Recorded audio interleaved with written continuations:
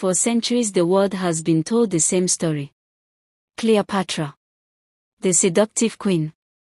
The beautiful temptress. The woman who used romance to control powerful men. Hollywood turned her into a fantasy. A love story wrapped in gold and eyeliner. But what if almost everything people believe about Cleopatra is wrong? What if the real Cleopatra was far more dangerous, far more intelligent, and far more extraordinary than history was willing to admit? Because Cleopatra was not simply a beautiful queen. She was one of the most brilliant political minds the ancient world had ever seen. And her story was never really about romance. It was about survival, power, war, and the fight to save an entire empire from destruction. This is the true story of Cleopatra. And it changes everything. Cleopatra was born in 69 BC during one of the most chaotic periods in ancient history. Egypt was rich, powerful, desired by everyone. And standing just beyond its borders was a growing superpower that wanted control of it all. Rome. At the center of this storm was a young princess who would one day become queen. But here is the first shock most people never learn. Cleopatra was not Egyptian by blood. Not at all. She came from the Ptolemaic dynasty, a royal family descended from one of Alexander the Great's Macedonian Greek generals. For nearly 300 years her dynasty ruled Egypt. And most rulers in her family behaved like foreign kings living above the Egyptian people. They ruled Egypt.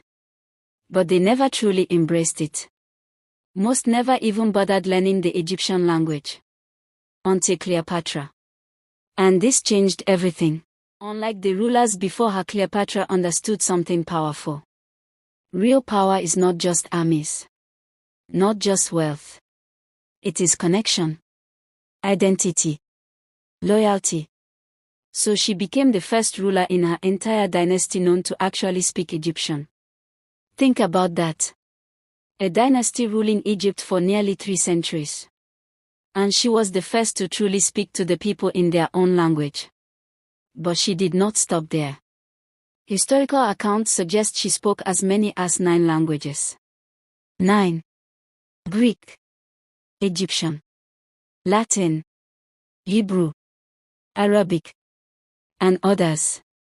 She could communicate with diplomats, traders, and foreign leaders without interpreters. Kings needed translators. Cleopatra did not.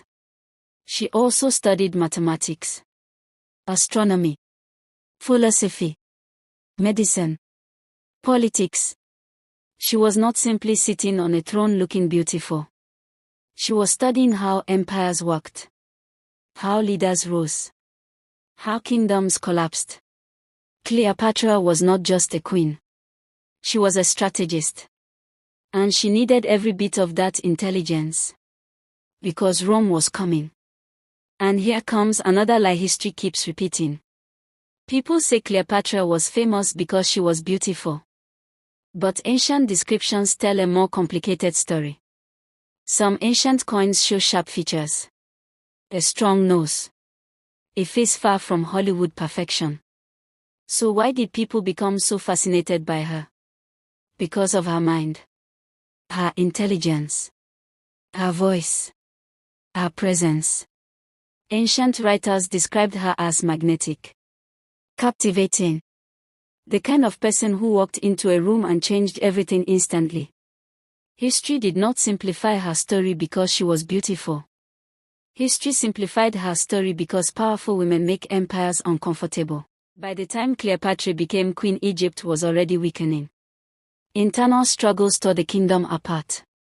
And Rome watched patiently like a predator waiting to strike. Cleopatra knew Egypt could not defeat Rome through military power alone. So she turned to strategy. And that is where history began twisting her story into romance. First came Julius Caesar, one of the most powerful men in Rome. Hollywood portrays Cleopatra as a seductive woman who charmed Caesar with beauty alone. But the truth was much deeper. There is a famous story that Cleopatra secretly entered Caesar's palace wrapped inside a carpet to avoid enemies trying to kill her. Not because of romance. Because survival demanded it. Her throne was under threat. Her enemies wanted her destroyed. She needed Rome's support. Caesar could give it. Yes, they became close. Yes, they had a child. But this was politics. Strategy. Protection. She understood spectacle. She understood psychology. She knew how to control attention before the modern world even invented media. Then Caesar was assassinated. And everything became even more dangerous. Rome descended into chaos. Civil war spread. And another powerful Roman leader entered Cleopatra's life. Mark Antony. Again, history reduces their relationship to passion and luxury. Lavish parties. Wild romance. Scandal. But behind the drama was always politics. Together, Cleopatra and Antony formed a powerful alliance against Rome's rising new leader. Octavian. The man who would become Augustus Caesar. The first emperor of Rome. Cleopatra knew exactly what was at stake. If Octavian won, Egypt would lose its independence forever. So she fought. Not just for herself, but for her kingdom. Her children. The survival of Egypt itself. But history can be cruel. And sometimes even brilliant minds cannot stop an empire determined to conquer the world. In 31 BC, at the Battle of Actium, Cleopatra and Antony faced devastating defeat. Rome closed in. The dream of an independent Egypt was dying. Antony, believing Cleopatra was already dead, took his own life. And Cleopatra stood alone. Her kingdom collapsing around her. Rome wanted to parade her through the streets as a symbol of conquest. Humiliation. Defeat. But Cleopatra refused. She would not become someone else's trophy. Many believe she died by the bite of a poisonous snake. Others argue poison was secretly used. The truth. No one knows for certain.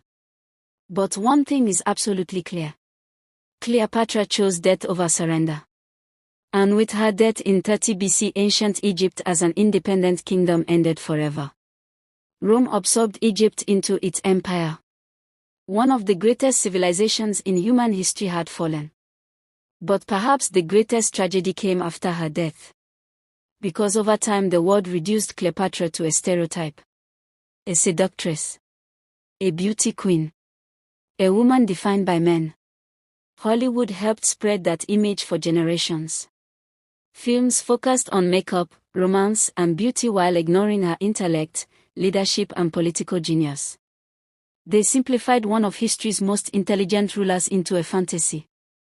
And maybe that says more about history than it does about Cleopatra. Because powerful women are often remembered differently. Especially women who frighten empires. The real Cleopatra was multilingual.